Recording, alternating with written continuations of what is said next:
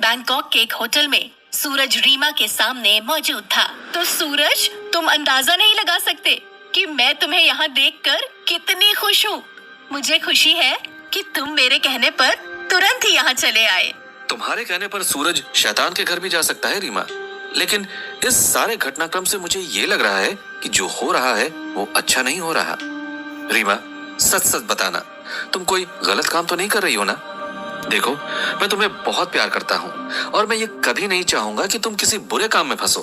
सूरज, मैं भी तुम्हें बहुत प्यार करती हूँ और मैं चाहती हूँ कि एक बार खूब सारा पैसा हो जाए हमारे पास, फिर हम दोनों शादी करके मस्त जिंदगी जिएंगे।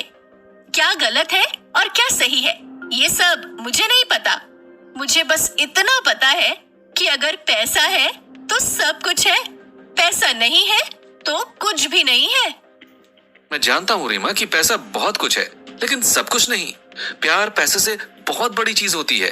इसीलिए मैं तुमसे कह रहा हूँ कि जिस रास्ते पर तुम चल रही हो उसे छोड़ दो।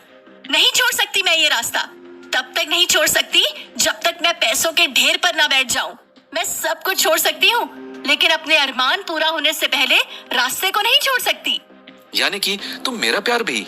सूरज, प्लीज मेरी बात सुनो। अगर तुम वाकई मुझसे सच्चा प्यार करते हो तो इस काम को अच्छे से अंजाम तक पहुंचाओ। अगर तुम सच में मेरी भलाई चाहते हो तो इस मिशन को सफल बनाओ। बाकी की बातें हम बाद में कर लेंगे। फिलहाल तुम ये साबित करो कि तुम मुझसे सच्चा प्रेम करते हो। That's it। रीमा की जिद के आगे आखिरकार सूरज को हथियार डालने ही पड़े। ठीक है रीमा, अगर तुम यही चाहती हो तो यही सही। अच्छा, अब तुम एक काम करो, मैं तुम्हें ये क्लोन सिम दे रही हूँ। इसे तुरंत ही इंडिया ले जाकर नरवीर को दे दो। बाकी क्या और कैसे करना है नरवीर को सब पता है। और हाँ, मेरे लिए तुम्हें नरवीर के साथ काम करना होगा। ठीक है। इतना कहकर सूरज ने क्लोन सिम रीमा से ले ली और वापस इंडिया के लिए रवाना हो गया। सूरज के वहाँ से रवाना होते ही रीमा ने तुरंत ही नरवीर को कॉल कर दिया। सिम तो मैंने सूरज के हाथों भिजवा दी है, लेकिन मैं चाहती हूँ कि सूरज को भी अपनी टीम का हिस्सा बना लिया जाए। मुझे लगता है डॉलर्स को बैंक से बाहर ले जाने के लिए हमें फिजिकली किसी मजबूत इंसान की जरूरत होगी, और सूरज से ज्यादा मजबूत और कॉन्फिडेंशियल इंसान हमें मिलने से रहा। क्या कहते हो?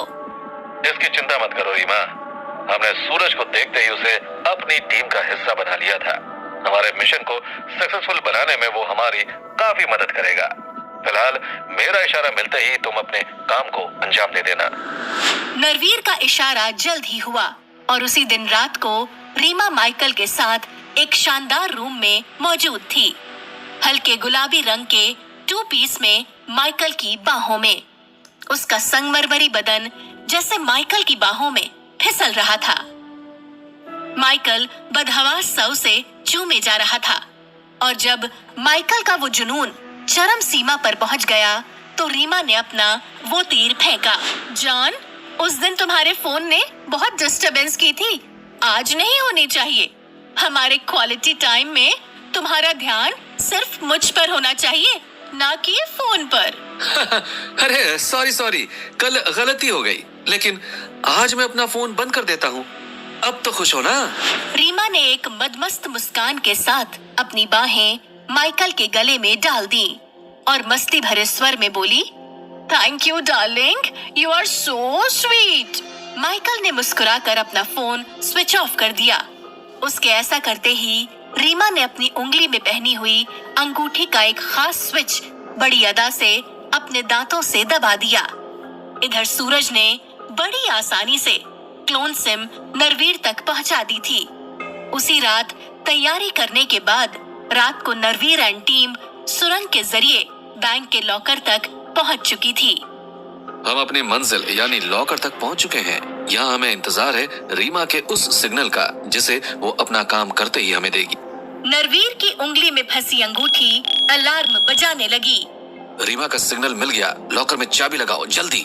जैसे ही लॉकर में चाबी लगाई गई, वैसे ही उस मोबाइल की मैसेज टोन बज उठी जिसमें क्लोन सिम डाली गई थी। ओटीपी का मैसेज आ गया, सब तैयार हो जाओ, मैं ओटीपी डाल रहा हूँ। नरवीर ने तुरंत ही मोबाइल की सहायता से ओटीपी सिस्टम में डाला और इसी के साथ उनकी आंखें चमक उठी। लॉकर का भारी दरवाजा एक झटके से खुलता चला गया और एक पल बाद ही उनकी हैरानी से फटी आंखों के सामने ही अथाह दौलत का भंडार बेसब्री से उनका इंतजार कर रहा था, जिसे देखकर नरवीर तो मानो पागल ही हो गया। मेरा सपना, मेरा बरसों का ख्वाब आज पूरा हो गया। अब मैं अथाह दौलत का मालिक हूँ। मुझे लगता है अब हमें देर न करते हुए इसे बाहर निकलवा लेना चाहिए। नरवीर एंड टीम ने सूरज के साथ मिलकर सारे डॉलर्स पेटियों में भर लिए और फिर सूरज की सहायता से एक एक पेटी उठा उठाकर सुरंग से बाहर खड़ी अपनी गाड़ी में लादने लगे। और उस समय जब सारे डॉलर्स गाड़ी में लद चुके थे, तब नरवीर ने बोली वो धमाका करने वाली बात। तो वास्को डियर, जबकि सारा प्लान हमारा था, सारा खर्चा हमारा था, तो अब हम उस रीमा को इस माल में हिस्सा क्यों दें? वैसे भी वो बैंकॉक में उस मैनेजर के साथ मस्त होगी। क्या कहते हो तुम? वास्को शैतानी मुस्कान के साथ सूरज की तरफ देखकर बोला, बिल्कुल ठीक सोचा, लेकिन मेहनताना तो दे ही सकते हैं थोड़ा बहुत। कैसा मेहनताना? अरे उस गुंडी को मैंने जेल में नहीं डाला, क्या ये बड़ी बात नहीं है? मैं चाहता तो उसे लंबे समय के लिए अंदर कर देता, लेकिन सोचो मैंने उसे जाने दिया। क्या कहा? गुंडी? तेरे जैसे कमीने देशद्रोही अफसर से तो लाख गुना बेहतर है गुंडी रीमा। वो तो दुनिया के सामने हमेशा असल रूप में है, लेकिन तुम रक्षक की खाल में छुपे भेड़िए हो। ओहो, मैं तो भूल ही गया था कि तुम उसके पाले हुए कुत्ते हो। मैं तेरा बाप हूँ। कहता हुआ सूरज गुस्से में नरवीर की तरफ बढ़ गया। सूरज को रोकने के लिए विकास आगे बढ़ा, लेकिन सूरज के एक ही पंच ने उसकी नाक तोड़ दी। यार, ये तो सचमुच उस गुंडी रीमा का सच्चा वाला आशिक है। लगता है इसे खत्म करके ही अपन आगे बढ़ पाएंगे।